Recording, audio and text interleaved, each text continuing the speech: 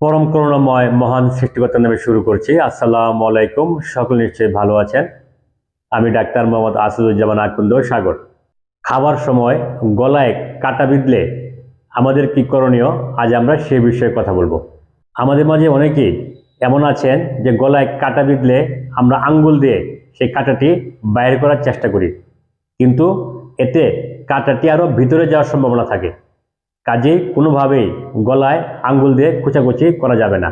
আমাদেরকে যেটি করতে হবে তা হচ্ছে, যখনই কাঁটাটি বিঁধবে তখনই খাবার বন্ধ করতে হবে এবং খুব দ্রুত পানি নিয়ে গড়গড়া করতে হবে। এভাবে গড়গড়া করতে করতে কাঁটাটি বাইর হয়ে আসবে, অথবা খুব জোরে কাশি দিতে হবে।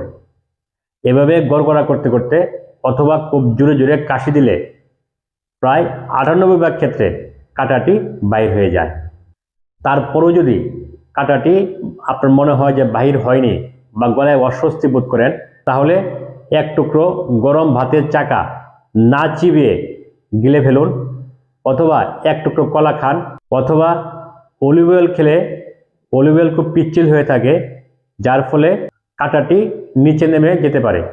অথবা আপনারা ভিনেগার খেতে পারেন। আবার লেবুর রস এর সাথে লবণ দিয়ে খাওয়া যেতে পারে, কারণ আমরা জানি লেবুর রস একটু অ্যাসিডিক হয়ে থাকে, যার ফলে এই অ্যাসিডিটির জন্য কাঁটাটি নরম হয়ে যেতে পারে এবং নিচে নেমে যেতে পারে। তারপরেও যদি আপনাদের মনে হয় যে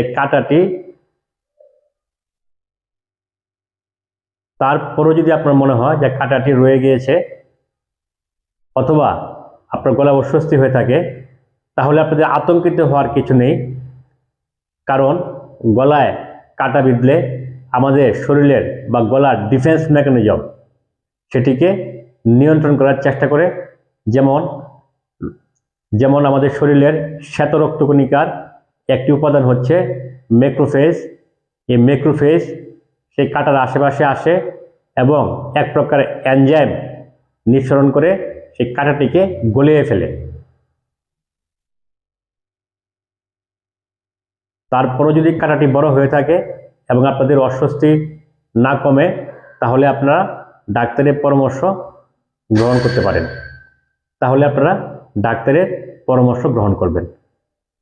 তবে একটি কথা আমাদেরকে মনে রাখতে হবে যে আমরা খাবারের সময়, বিশেষ করে মাছ মাংস খাবারের সময়, আমরা আস্তে আস্তে এবং দেখে দেখে খাবো।